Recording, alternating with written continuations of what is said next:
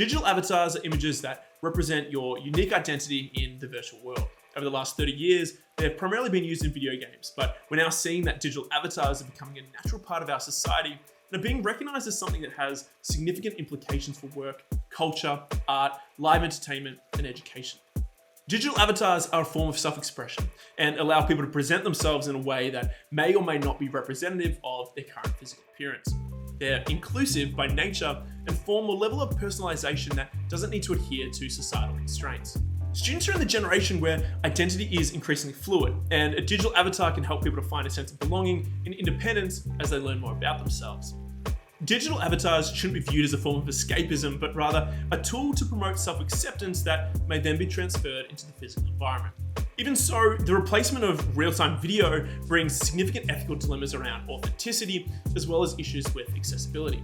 Some of the other early research around ethicality points to risks ranging from cultural appropriation, deceptive impersonation, and inappropriate influence. Students are, however, growing up with the understanding that virtual identities are important. From the 2022 Microsoft Trend Index report, they surveyed 31,000 people in 31 countries.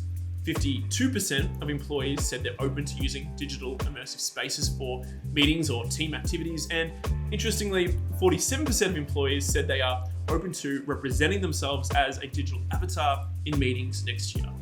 With this in mind, Microsoft Teams is introducing Mesh, which will allow people to choose and customize an avatar to represent themselves.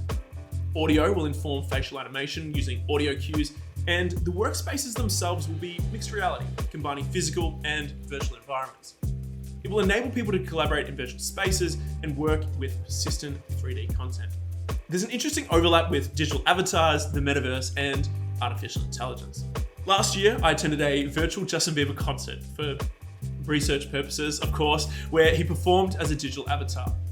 The entire concert was live streamed, and you could interact with the performer through your own avatar with virtual emotes. It was pretty cool. Fortnite, the video game, has been doing something similar for the last few years. Fortnite has more than 400 million registered players, and it generated $5.8 billion in revenue in just 2021. It's probably the best example of a metaverse and how digital avatars can be used for self-expression. Fortnite have partnered with businesses and artists to host live events, and players use their avatar to attend these virtual concerts. They've had concerts from artists such as Ariana Grande, Tones and I, and Marshmello, and players interact and engage in this visual spectacle and socialize with other people. Travis Scott hosted a concert too, which was attended by 2.3 million people. This is a jump from the simplistic forms of avatars that you may have seen in the past with Apple's emojis or Snapchat.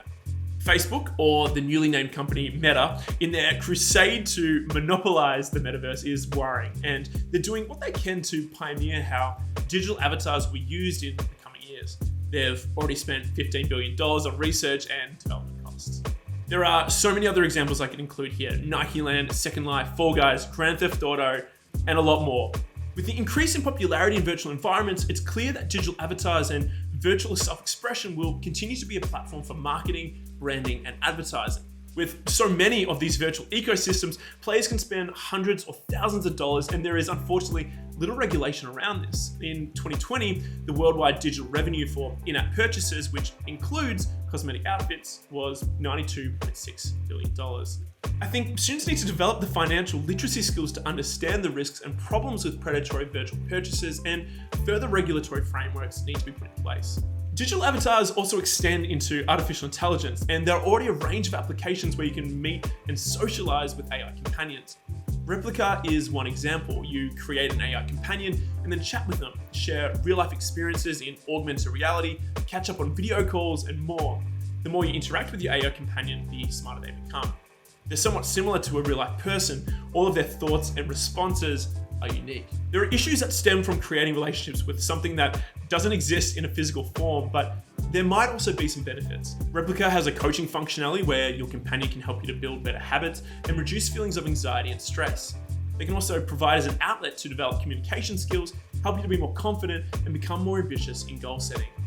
There's a lot I could talk about here. The Web 3.0 and the metaverse is pretty big, but I think in education, we need to look at these emerging technologies like digital avatars and artificial intelligence. We need to identify how these tools can augment collaboration and facilitate co-creation and creativity.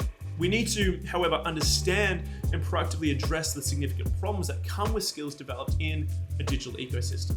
As always, I'm interested in your thoughts. What challenges can you foresee with the emergence of digital avatars and virtual events? What opportunities are there for schools with the increase in education accessibility? Lastly, how can we facilitate discourse around these new tools in a way that supports students in navigating the challenges of an increasingly virtual society? I hope you have an amazing day. Be safe, be well, be kind, and I'll speak to you all soon.